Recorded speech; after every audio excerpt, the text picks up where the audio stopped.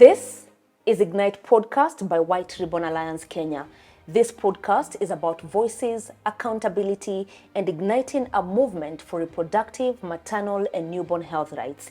Here, we bring you stories that inspire change, amplify the voices of the unheard, and hold self and decision makers accountable.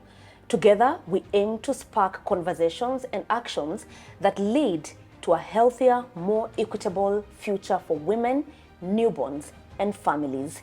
In this episode, we hear from two courageous fathers, Fedrick Odhiambo and Ronald Otieno, whose lives were forever changed when they lost their wives during childbirth.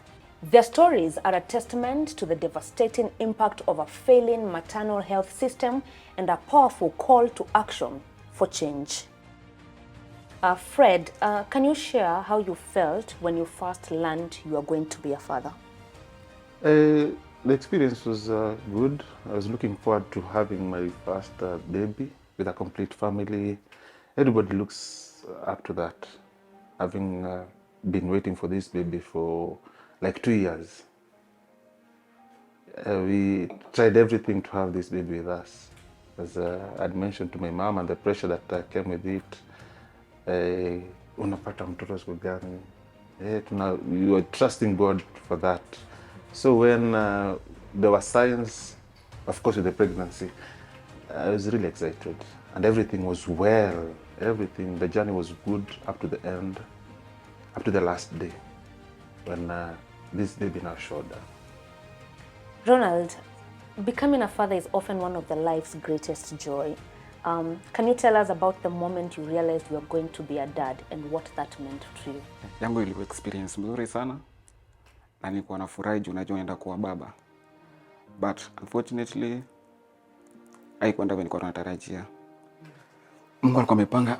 Mimi at first nilikuwa tunajua ni mtoto mmoja, but after 5 months kwenda kufanya ultrasound kapata ni twins. So it was a double joy. Nikajua after 4 months hiyo itakuwa 9 months hiyo tapata twins. Mungu akasaidia nikapata twins, but mama yao ako manage. Thank you. Fred, in a single moment, your dream of being a father with the mother that you thought you would have was shattered. Can you tell us what happened? Yeah, my dreams were shattered. This came as a shocker to me because everything was good. Everything was good until the last day. When I had taken her to the hospital, nikamwacha huko, she actually escorted me out when I was leaving after her admission at Kenyatta, only to be called the following day. I was actually not called. I went because I'd make insistent calls to the hospital. Her phone was not going through. It was ringing, but nobody was speaking, so I made calls to the hospital. They kept promising me, ako sawa, ako sawa, ako sawa. It was during the COVID time. Mm-hmm. So those visits were not as frequent as we would wish. So I went to the hospital, and they kept me on the waiting bay. I wondered why, because hao wengine walikuwa wanakuja wanaenda kuona their patients. But mine, I was kept there. Are you the next of kin? Yes. Are you alone? Yes. Yeah. I have come to see my wife and my baby. They were here last night. Only to be told to be shown some room somewhere, nikaingia, and some doctors came in. It didn't click because I thought that was the procedure of first-time dads. Ya kwamba, oh, this is your baby, this is your wife, congratulations. Maybe walikuwa na surprise, only to give me a very different kind of surprise, that I had lost my wife the previous night. Tulienda hospitali in the afternoon. Around 7, we talked. Around 4, akaniambia pressure iko juu. They're waiting for pressure to at least reduce so that they can actually begin the process of bringing this baby to life. So tukaongea until 4. Mm-hmm. In the evening akaniambia naenda theater. So I gave him like 2 hours or so.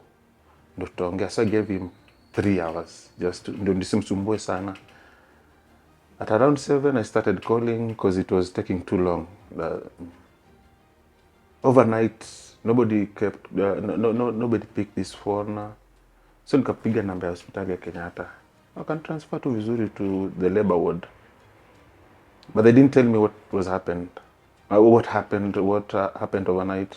So nikaenda hospitali the following day in the morning around 6:30. That is when they told me that your wife passed on at around 7:30 the previous night. And who do you feel failed your family? At this point, as much as I would always not want to blame anybody, but I feel our system has failed because I kept track of everything. Baka, the health of the baby and the mother. This was my first baby I was looking forward to. I don't know what happened hapa katikati. Siku tu ya delivery that something can go wrong in a twinkle of an eye and then you lose somebody. This was my wife in good health. Let me say the doctors failed me at that point. I don't know if it's the system or the doctors then, or they're part of the system. But let me say the system. Thank you for sharing. Ronald, your wife's death was preventable. What do you think should have been done differently to save her life? First, ningesema hizi hospitali zetu wanafaa kuwa na damu ina supply. Juu wangu after delivery alikuwa tu sawa for 1 week, but alikuwa na bleed, alikuwa amelose damu mingi sana. So badala wamsaidie walikuwa wananiambia leta watu wa donate damu ndio tumsaidie. So yangu ili happen alikufa akiongezewa damu. Yeah. Alideliver through CS na aliniambia nilipoteza damu. So baada ya ongezewa damu unaambiwa ndio lete watu waongeze watu damu ndio usimpatie damu. Hiyo ndio kitu ile happen. So who do you hold accountable for your loss? Mimi naweza sema hizi kama Kenyatta wakuwe na damu mingi kwa lab. In case may happen kama mtu amelose damu wanampatia instead ya kutuma mtu alete watu wa donate damu. Juu ni time pia kutafuta watu wakuja wa donate. Yeah. Thank you and I'm sorry for that. Fred, do you believe that sharing your story can make a difference? I wish these stories could go somewhere else, to the authorities and to our doctors and midwives, so that they can actually be very careful with the life of our sisters, our wives, our mothers. How do you call? They play a very big role. A very big role. There are doctors who treat certain kinds of malaria, maybe these are diseases. They treat people that are already, at least wamesha enjoy life. These are lives that are actually coming up. So our stories can go out there, and if you have your own that is similar to ours and Ronald, let's voice it out. Let it reach the authorities. Let them act. My story and Ronald's story, I think that are very preventable.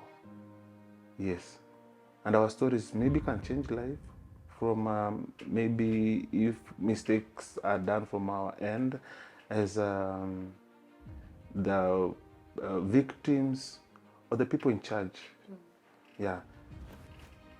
Whoever can listen to it probably can take action so that we don't lose lives at that early age, maybe ya mtoto or ya mama yake. Thank you.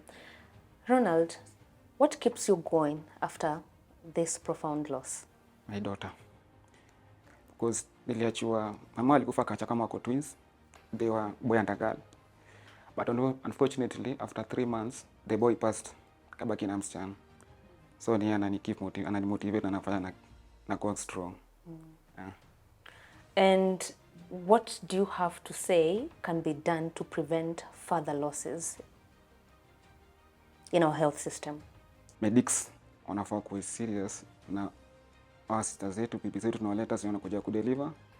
Juu hiyo time my wife passed, hakuwa yeye peke yake, walikuwa kama watu 5. Yeah. Na watu walikuwa nasikia ni loss of blood. Na mwingine alikuwa anasema kama negligence. Mimi siwezi sema ni negligence. But nasema tu hizi hosi zetu na madaktari ukimletea patient amwangalie kwa makini. Yeah. Do you feel like our doctors are overwhelmed by the system, or the system is also failing our doctors? Most of the system is failing our doctors. Because during that time, it was during Corona. Yeah. Na doctors walikuwa kidogo, unapata daktari anakuambia hizi una mgonjwa na muone usiku saa 6 wewe uko. Saa 6 uko kwa nyumba. Yes, ndio anaona mgonjwa wako. Unafaa uko hapo akiona mgonjwa unakuwa anakuambia hii na hii ndio shida. Na uko unaambia kuja next day unaambiwa na nurse. Daktari alisema atakuja kukuona. Upati result. Hiyo ndio shida iko.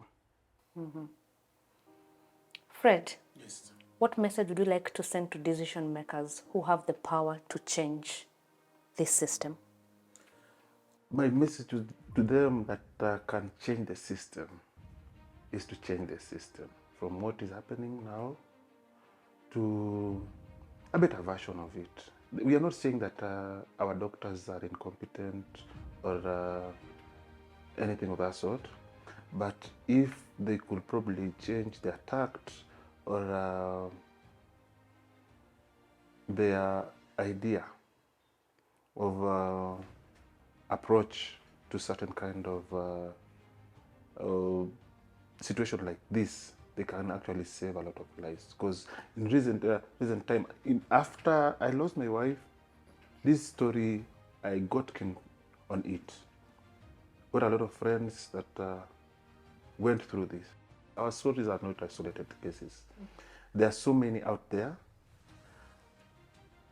I wish it cannot end like 0 cases.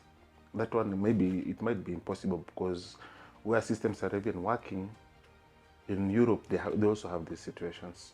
But if we could actually get a way of reducing the cases by trying just to be careful and keen on issues like this, we could actually avoid them. Ronald, what one dream do you hold for your daughter? What do you want her to be? One thing I want for my child is I want her to be like her mom. The dreams my mama alikuwa nayo kumuhusu na kanimsaidia aweze kuwa chief na kwa hivyo. Fred, what dream do you have for your baby? I love the mother. Ningependa grow up kukuwa kama mama yake. Or a better version of the mother. My baby is not well because akona minor cerebral palsy. This is a result of what she went through. Because I understand my wife had passed on before atolewe kwa tumbo, so the loss of oxygen interfered with a lot. But in the situation she's in, I believe she can be a better version of the mother. Do you guys have a parting shot for us? We're at the tail end of this. To men like us that have gone through this situation like this, don't be afraid to speak it out. Maybe you are one person that is going to be listened. Maybe they might not listen to my podcast tonight or today, but if you speak to it, they might meet you somewhere else in some office somewhere. Tell them our stories and your story. Let them make that change. Don't be afraid to speak, because men don't speak of such situation. Don't be afraid to speak. You might be the change that the decision makers want to listen to. Yes. Ronald? Ile happened 4 years ago, but nimeanza kuongelelea this year. Juu sikuwa napenda kuongelelea. So kama imefanyikia mtu nje, akuje tu naongee na atasikizwa. Juu mimi yangu sikuwa napenda kuongelelea sana. Nimeanza kuongelelea juzi na nilipata hata courage ya kuitoa itoke. So nimepata nikiongea pia nimemotivate watu wengi na nawasaidia watu wameanza kujitokeza na kuongea na pia kusikika sasa. Nini ilikupush uanze kuongea? Fred alini ni Fred tu alifanya nikaanza kuongelea. Yeah. And do you think that talking has helped you and others? A lot. Yeah. So mtu anakuuliza ulimanage aje? Juu yangu ni refu sana, naambia mimi katu na mimi chini ndo naweza kuelezea. Through phone siwezi kuelezea. Juu utanielewa. Yeah. Thank you, Fedrick and Ronald, for sharing your deeply personal and powerful stories with us. Your courage in speaking out is a reminder that behind every statistics is a family, a story, and a loss that could have been prevented. We hope these stories inspire action and accountability at every level, because no father should have to raise their child without a mother, and no life should be lost to preventable causes. Thank you for joining us. See you next time.